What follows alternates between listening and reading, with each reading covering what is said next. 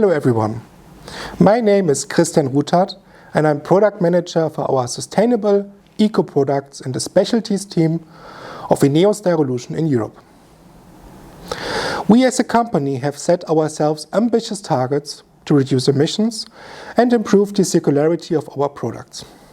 And we are well aware that our customers are striving for more sustainable operations as well. And so we are here to support you in this journey, offering our new sustainable products that will help meeting common sustainability agendas. In the next minutes, I will talk a bit more in detail about the innovative technologies that enable our new eco solutions. Our technologies mainly answer two areas of environmental challenges: littering and waste of plastic products and greenhouse gas emissions. Using and supporting different recycling routes is our main contribution to reduce plastic waste. By recycling end-of-life plastics, we make them a valuable resource. Reducing greenhouse gas emissions is a key method to mitigate climate change. Recycling technologies can also improve the carbon footprint of products.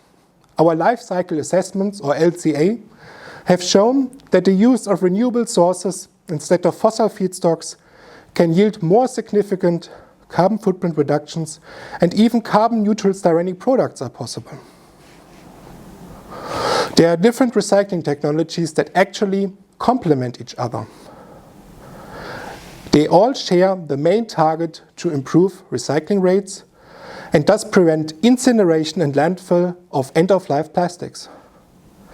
As there are many different sources and qualities of plastic waste, different recycling technologies are actually needed to recycle as much as possible. For some polymers and applications, recycling streams exist that deliver high-quality feedstocks. One example are end-of-life ABS plastic parts that have been used in electronic devices. In this case, mechanical recycling can be used, and polymers are recycled to new polymers again. This has the advantage of being at least the least energy and thus carbon footprint intensive recycling technology. There are also other so-called advanced recycling technologies where the recycling process does result in converting waste to feedstocks further up the production value chain. Depolymerization is a technology where polymer chains at elevated temperatures are unzipped back to single monomers again. This is feasible using specific polymer types where the chemical structure actually favors this unzipping mechanism. One important example is polystyrene. INEOS Styrolution has recently developed the technology of depolymerizing polystyrene waste back to styrene monomer, and we are in the process of upscaling this technology together with our partners. The recovered and purified styrene can then be again polymerized to new styrenic polymers that can be used in many application areas. But as I said, not all polymer waste fractions are suitable for either mechanical recycling or depolymerization, and in that case, recycling technologies might be applied that are more flexible in terms of waste composition. Via pyrolysis or gasification, mixed plastic waste or also end-of-life tires are converted to feedstocks that are equivalent to fossil sources used in chemical upstream productions. One example is pyrolysis oil that can be used as alternative feedstock in steam crackers instead of oil-derived naphtha. Steam crackers are sometimes called the heart of chemical production because they produce all the basic organic chemicals that are then further converted to, for example, monomers for polymer production. One great advantage of this recycling technology is that the basic chemical outputs of a steam cracker using pyrolysis oil have actually identical quality than with the incumbent process. Thus, monomers and polymers produced from such a feedstock source are identical in terms of properties and processing behavior. Our customers will be able to replace existing products with sustainable versions without any compromise on performance, and with a lower carbon footprint. Now I'd like to explain one mechanical recycling technology in more detail. Here we use high purity recycled post-consumer ABS flakes for the production of our ABS specialties Novodor Eco crates. These flakes are converted from used parts in electronic devices such as coffee machines or vacuum cleaners by several steps including grinding, washing and sorting. It is important that our raw materials and production processes are certified, ensuring sustainability and quality standards. So we have received EU surplus and recycler certifications of our ABS flake sources and for our recycled Novodor Eco crates. These certifications ensure traceability about the nature of the recycled material and the share of recycled feedstock used in our products. Another example where certification plays a major role is a process called mass balance. You will have seen such a process already in other areas of your daily life. One popular example is the option to buy green electricity to power your home. If you think about it, the actual electricity arriving at your power plug will physically still contain other energy sources according to the local grid mix. However, your energy provider ensures through certification that the same amount of renewable energy, like wind or solar, is put into the grid as the amount you consume. A similar process is now also used in the production of chemicals and polymers. As said, and the current main feedstock for steam crackers is oil-derived naphtha. But also other more sustainable sources are now available, like the earlier mentioned pyrolysis oil from advanced recycling or even renewable plant-derived materials that can be converted to so-called bio-naphtha. The use of such alternative feedstock sources is growing, but there is still a long way to go compared to the currently established routes. So these feedstocks are fed into the process mix, just as wind energy is fed into our electricity grid. And just as with the electricity example, our customers can now decide to support the use of sustainable feedstocks by using our mass balance certified eco crates, where the eco feedstocks are attributed to our plastic products. Here the sources and the mass balance production process are certified by a system called ISCC+. And we are proud that we have this system already in place for many of our plants and products. Our eco products offer many new benefits, including the use of non-fossil feedstocks and lowering the impact on the environment. One important aspect here is how to quantify this impact, and thus I would like to show some examples of carbon footprint savings for our products. In our considerations, we have evaluated the global warming potential of our products according to well-known, standardized cradle-to-gate LCA methods. That means in these considerations, all contributions from feedstocks, basic chemicals and monomer production, as well as all raw material used in polymer production are included. Also, our process of polymerization and compounding and all necessary transportation steps of raw materials and intermediates is accounted for until the product leaves our factory gate. This process and the results have been reviewed by third parties that are experts on LCA calculations. For example, our Novodor Eco crates for the automotive industry using mechanically recycled post-consumer ABS feedstocks at up to 40% of the product composition can reduce the product carbon footprint up to 28% compared to the same products from fossil-based, non-recycled feedstocks. Another example are our new Luran S Eco crates for exterior applications in automotive, constructions or others, where bio-attributed feedstocks are used up to 50%, resulting in even higher carbon footprint savings of up to 60% compared to the fossil-based alternative crate.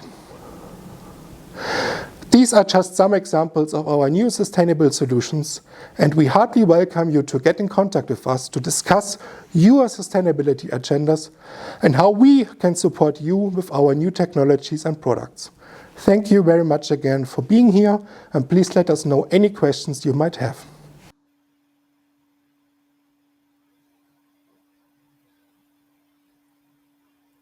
Yeah, so hello everyone again. It's me again, Christian Ruthard. So as Katja has already wrote into the chat, you are very welcome to ask questions now. So we have received one question. That's not enough. Please ask more. So please take your time, think about what you can ask, and I'm really here to answer your questions. In case you will have questions after this webinar, we will get in contact, and this is also possible, but take the chance now. So there's one question here from Agostino. Hello. So unfortunately, we cannot talk to each other, so I have to read what you have asked here. So the question is about medical applications. Is it possible to receive medical certification statements for eco products? Yes, that's possible. So actually, with our biomass balanced products, where we have bioattribution, we also have products in the medical area. For example, our Novodor Eco HD M2O3FC B50 is equivalent to the ABS grade that is well known, the M2O3FC used in medical applications. And we have a bioattributed version of this with 50% bioattribution level and quite high savings of carbon footprint. And this product is already used in many projects in the medical area, and we will provide all the statements and certifications needed for the medical applications. And very important to say is, and I try to explain this in the video, these products are identical. So if you take a bioattributed product, it's fully identical to the incumbent product. So there's no difference in performance, and there's also no need for testing. And we provide all the statements like food contact or medical applications. Oh, great! I see more questions coming up here. I see a question from Andreas. He's asking, okay, how about polystyrene in food contact applications? Not sure if this is about recycled polystyrene only or polystyrene as such. That's not clear from the question. My colleagues from the polystyrene team, they are working on providing polystyrene with recycled content for food contact applications. So that is a target we have. There are several developments in mechanical recycling and also depolymerization active, and we think that will be possible. And yeah, I think that answers this questions. Then we have a question from Olivier. What is the feedstock of your bioattributed grades? That's a good question. I didn't discuss this that much because of the shortness of the video. So actually, we are using so-called second generation feedstocks.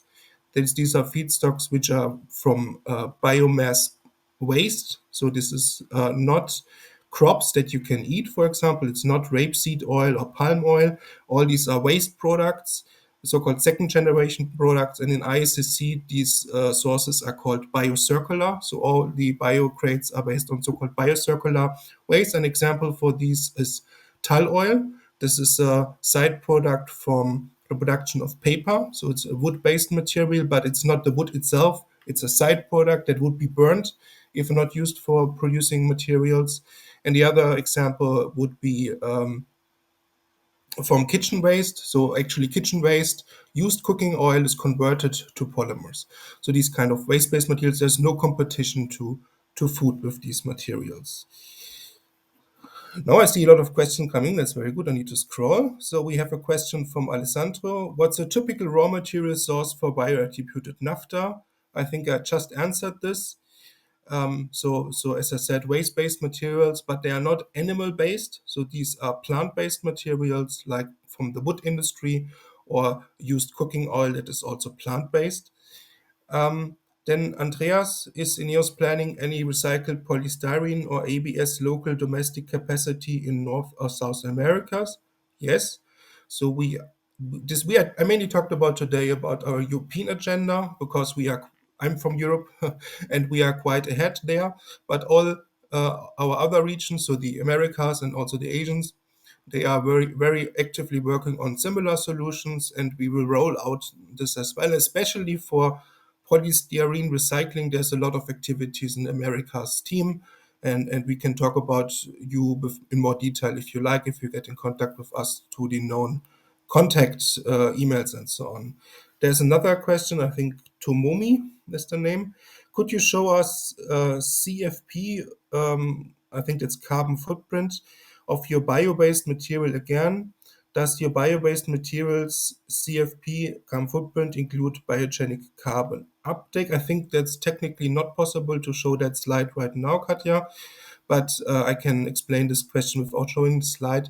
Yes, the biogenic carbon uptake is used in these calculations. So we are using the well-known ISO standards, which are also the calculations have been reviewed by a third party, which is an expert in this kind of calculations, and it's valid to use biogenic carbon uptake in these kind of calculations. And the reason for that is for the following. So actually, when we used our plant-based materials, they are coming from a plant, yeah? And the plant has grown on a field. And during the growth phase of this plant, these materials have already taken up CO2. So actually, when we use this waste as a feedstock for producing plastics at the end, the starting point is already a material that has consumed CO2, has absorbed CO2 from the atmosphere. So there's locked in carbon in these feedstocks. And that's a complete difference to the normal material that is used in chemical industry, which is oil. This has a positive starting point. Already CO2 is captured in these raw materials, and this is actually the main benefit and the reason for the low carbon footprint of this bioattributed material. So this locked in carbon is attributed in our carbon footprint calculations and is the actual scientific reason why we have such low carbon footprints. And actually, there are some materials that we offer now that have even a neutral carbon footprint because of this locked in carbon, because the feedstocks already have consumed CO2.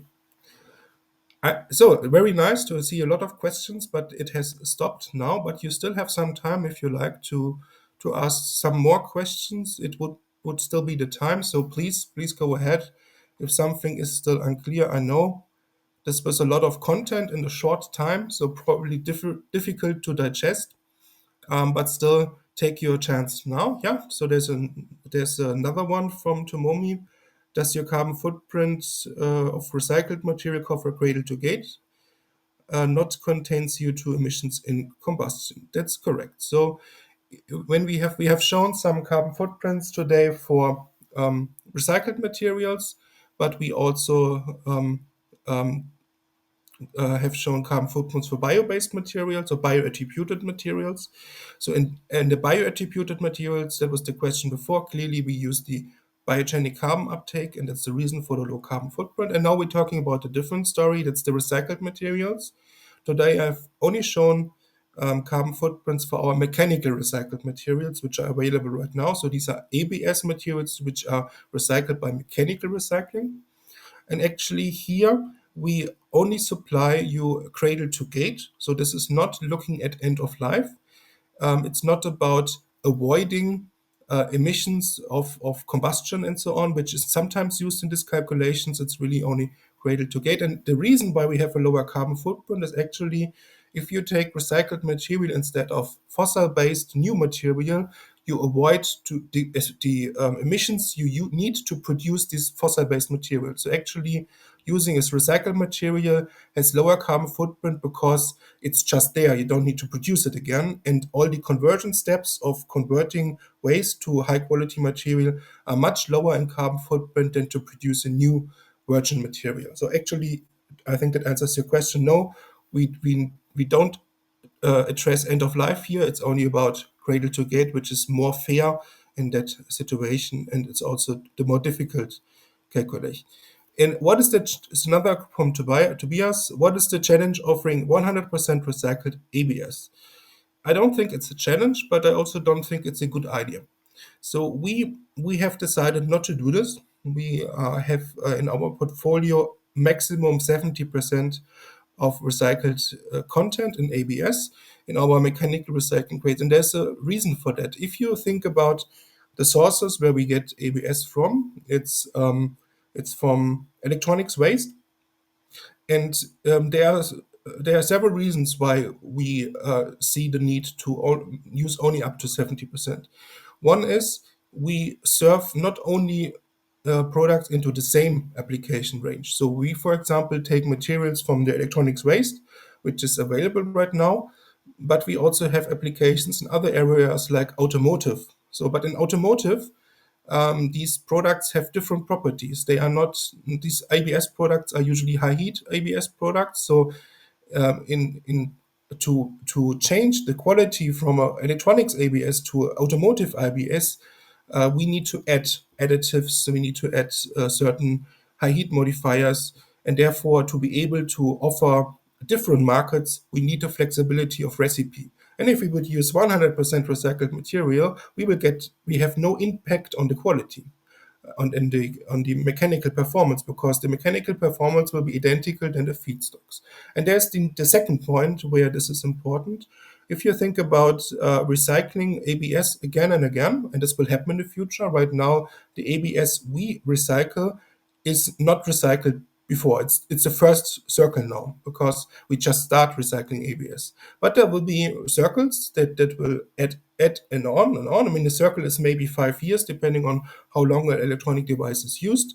I think 5 years is a good estimate, maybe a bit shorter for some areas, and for some other areas a bit longer. And then every circle you will lose some properties, because ABS, if you recycle it, always loses some of its mechanical performance. So actually we need to react on that to keep the quality level on a high standard. And for that reason, already in the first circle, we see the need to apply maximum 70% so that we can ensure the quality level that is usual from virgin materials. Another question from Alessandro: does the bionaphtha need to be purified before entering the steam cracker process? What are typical impurities, if there are any? Yeah, that's a quite technical, detailed question that also I'm not fully able to answer. But yes, there are several steps. So the bionaphtha itself does not need to be purified, because this is the ready version. But before it's getting to be bionaphtha, there are several steps. Clearly, there's a refinery, that a biorefinery that changes or that transforms the plant-based waste to bionaphtha, and here several steps are done to purify the material and to make sure that there's not a big issue to use this in the steam cracker. So I think we have this well in hand, but I cannot tell you much more in detail. I think it's also too far-fetched for this area here, this discussion here. Olivier, are all flame retardants removed from your mechanical recycled crates? Yeah, that's a quite difficulty asked question. If you say all, I have to say probably not. And this is also the reason why we will not offer such grades for food contact applications, because we know and there's not black and white. Yeah? So let me explain what I mean. If you take ABS materials from electronics waste, there is always some in these devices, some flame retardant ABS is used. So there will be, in the starting point before you sort, there are some flame retardants in. And then you will apply several sorting steps. And basically, the density sorting is the point where you get rid of the bromine flame retardant materials, because bromine is more heavy. And this will remove a very high amount of materials, and we control the level of residual content by measuring bromine on every batch. And this is the bromine level is so low that this is safe for the applications where we are going to, and we have already also very high activities on our regulatory department to make sure that the products we are using for mechanical recycling, that we sell into the markets where we sell them to, that we are safe here, and that all the regulatory standards are fulfilled. For example, in automotive, that's quite a challenging situation with all the IMDS and GADSL regulations, but we are very active here, and we are testing our materials a lot, and I can assure you the flame retardance level is very low and it's not an issue. Yeah, but you have to understand, it's a mechanically recycled product, so it's not as pure or as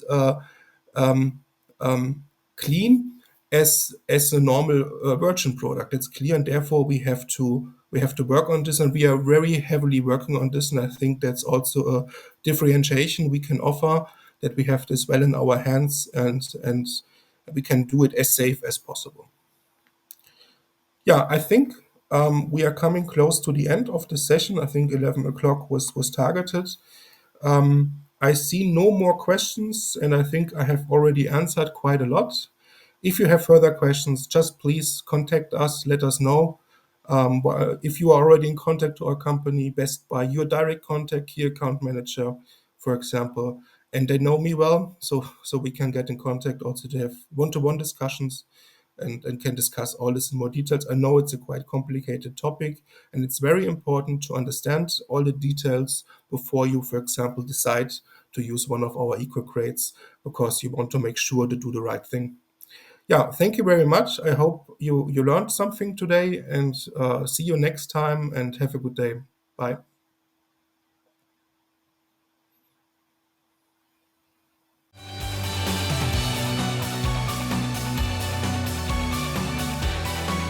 Driving success together.